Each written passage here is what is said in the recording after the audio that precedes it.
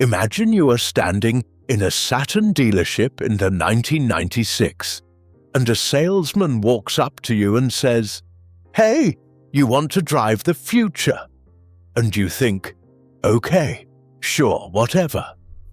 And then he hands you the keys to this tiny two-seat silver coupe that has no exhaust pipe, no gas tank, no engine noise, and a drag coefficient of 0.19, which made it more aerodynamic than practically anything on the road at the time.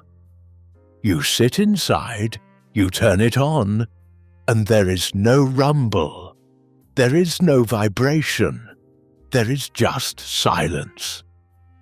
And then you press the accelerator, and this thing launches to 60 miles per hour in about 8 seconds, which in 1996 for an electric car was genuinely shocking.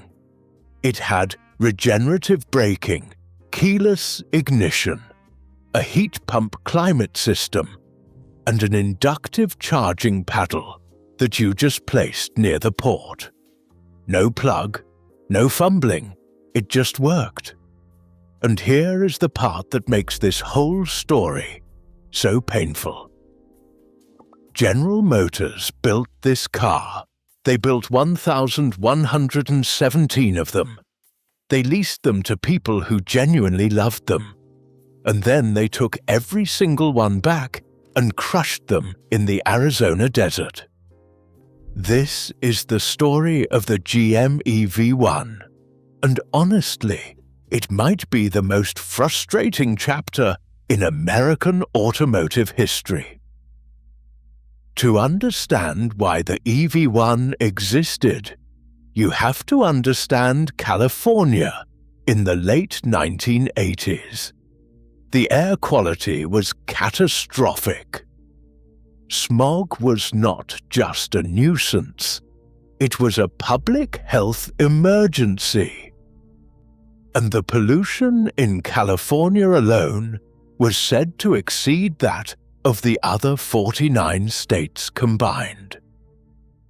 So in 1990, the California Air Resources Board, known as CARB, did something radical.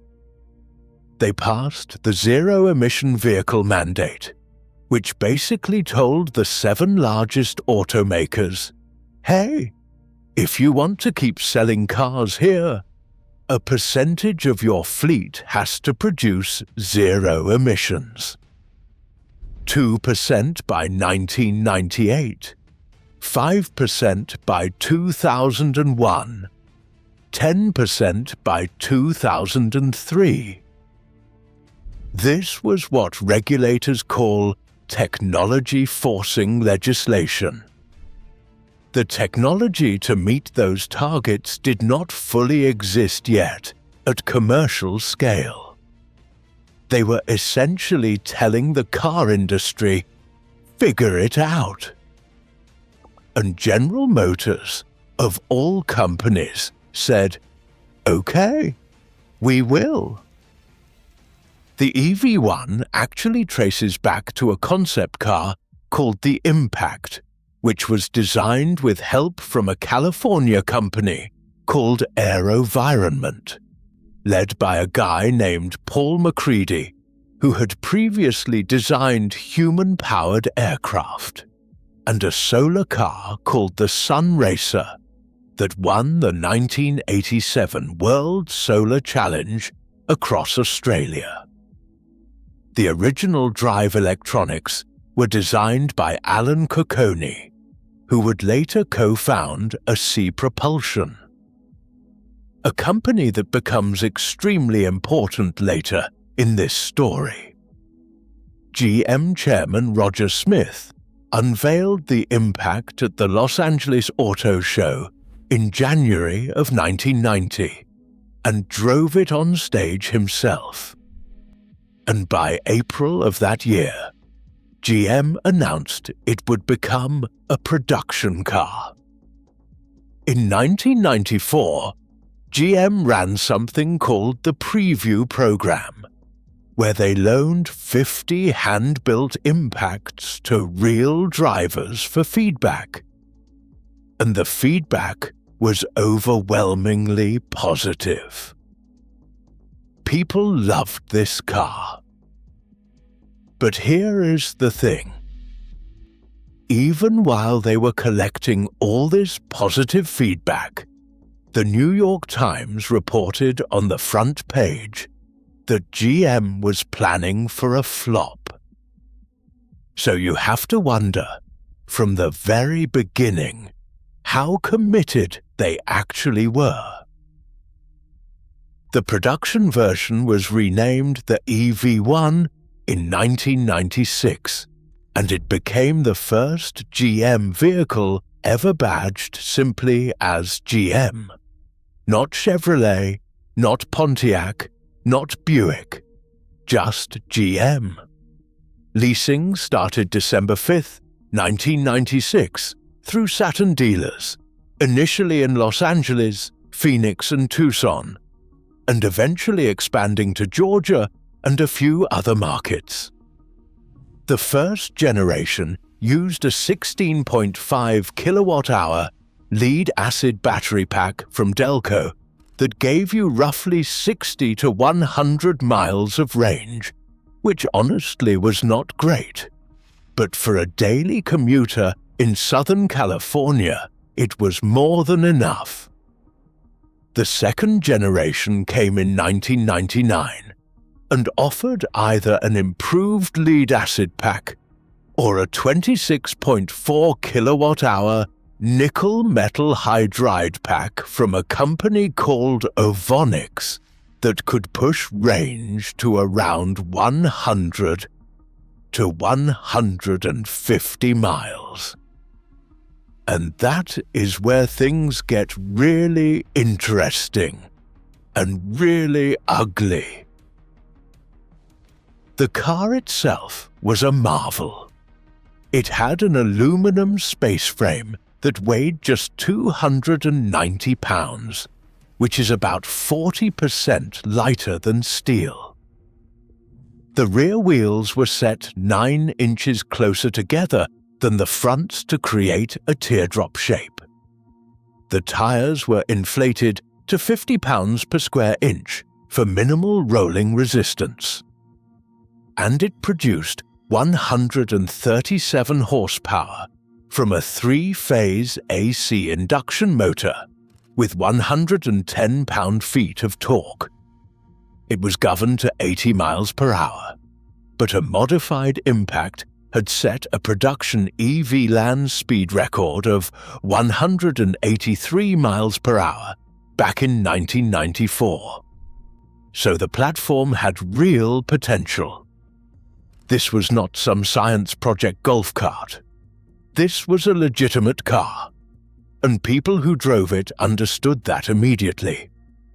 Celebrity lessees included Tom Hanks, Mel Gibson, Ed Begley Jr., and the cinematographer from Star Trek Voyager, a guy named Marvin Rush, who actually spent $20,000 of his own money on radio ads promoting the EV1 because he felt GM was not marketing it hard enough. GM later reimbursed him, which is both touching and kind of damning at the same time. But here is where the story turns. And if you have been following this channel for a while, you know that this is usually the part where things go wrong. And they go very wrong. Automakers had been fighting the ZEV mandate from the moment it was passed. They formed coalitions. They lobbied. They sued CARB through the Alliance of Automobile Manufacturers. And in 2002, the George W. Bush administration actually joined the automakers in their lawsuit against California's own clean air regulations. A federal judge granted a preliminary injunction blocking enforcement. And then in April of 2003, CARB, under Chairman Alan Lloyd, substantially revised the mandate to allow automakers to meet their obligations through fuel cell and hybrid credits instead of actual electric vehicles, effectively killing the pure EV requirement. And critics noticed something awkward about that timing.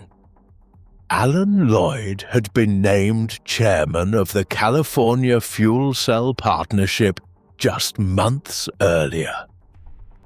With the mandate gutted, GM suddenly had no regulatory reason to keep the EV1 alive. And so they killed it. When leases expired, GM took back every car. 58 drivers submitted lease extension offers with deposit checks totaling more than $22,000 each, agreeing to assume all maintenance and liability costs themselves.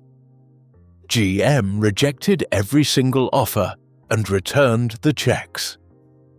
Their explanation was that they could not keep the cars on the road because they would be legally obligated to service them, and suppliers had stopped making the roughly 2,000 unique parts. But the lessees were literally saying, "We will take care of everything, just let us keep the cars." And GM said no. And look, if this is your first time hearing this story, and you are sitting there thinking there is no way that is real, I get it. It does sound almost made up, but it gets worse. By the end of August 2004, all leased EV1s had been retrieved. About 40 to 50 were donated to museums and universities, all with their powertrains disabled or completely removed. The rest were sent to GM's Desert Proving Ground in Mesa, Arizona, a 5,000-acre facility where they were stripped of recyclables, flattened and recycled. A GM spokesman acknowledged that, yes, the cars were being crushed. If you are into stories like this, where you just kind of cannot believe what happened, make sure you subscribe, because trust me, this channel is full of them. The last batch of about 78 EV1s sat behind a GM training center in Burbank, California. And activists organized by Chelsea Sexton, a former GM Saturn employee who had been hired at 17 to sell EV1s and was laid off in December of 2001, held a round-the-clock vigil starting February 16, 2005, offering to pay GM $1.9 million for the remaining cars. GM refused. Actress Alexandra Paul from Baywatch was arrested for blocking the trucks that were hauling the cars away. Filmmaker Chris Payne, who had leased an EV1 himself, organized a mock funeral at Hollywood Forever Cemetery. A white hearse, a bagpiper, a procession of about 24 electric vehicles, license plates that read, "Not OPEC and Revolts." And then there is the battery story. And honestly, this might be the part that makes you the angriest. GM had acquired a controlling interest in the nickel-metal hydride battery patents from Evonik in 1994, the same technology that was giving the EV1 over 150 miles of range. In 2000 and 2001, GM sold its stake to Texaco, which was then acquired by Chevron just weeks later. Chevron's joint venture, Cobasis, then controlled those large format nickel metal hydride patents and declined to license them for use in full electric vehicles, only for hybrids. Critics, including the battery's inventor Stan Ovchinsky, argued this was deliberate suppression of a technology that competed with gasoline. Whether you call that a conspiracy or just ordinary corporate strategy, the result was the same. The battery that could have made the EV1 viable for mainstream adoption was locked away. GM CEO Rick Wagoner later said in Motor Trend that axing the EV1 was the worst decision of his tenure, and that it did not affect profitability, but it did affect image. GM's own head of R&D, Larry Burns, said, "If they could turn back the hands of time, they could have had the Chevrolet Volt 10 years earlier." And maybe the cruelest irony of all is that the EV1's death directly gave birth to Tesla. Martin Eberhard and Mark Tarpenning founded Tesla Motors in July of 2003, disturbed by what GM had done. Elon Musk, who led the Series A funding, later said that they started Tesla when GM forcibly recalled all electric cars and crushed them in a junkyard. And here is the connection that makes it almost poetic. Tesla's original powertrain technology was licensed from AC Propulsion, the company co-founded by Alan Cocconi, the same engineer who designed the original electronics for the GM Impact, the car that became the EV1. The technology GM abandoned came back to reshape the entire industry. In October of 2025, one EV1 with a contested legal history surfaced at a tow yard auction in Atlanta. It sold for about $118,000. And as of now, enthusiasts are restoring it with help from GM, targeting full operation by November of 2026, the 30th anniversary of the first EV1 drive. Mark Royce, the current president of GM and the son of Lloyd Royce, the GM president who originally championed the EV research, is helping with the restoration. The GM EV1 was not killed because it was a bad car. It was not killed because nobody wanted it. 1,117 were built. People cried when they were taken away. Drivers offered tens of thousands of dollars just to keep them. And GM crushed them anyway. Not because the car failed, but because the regulation that forced it to exist was dismantled by the same industry that was supposed to comply with it. And once the rule was gone, the car became an inconvenient reminder that the future had been possible all along, and somebody chose to flatten it.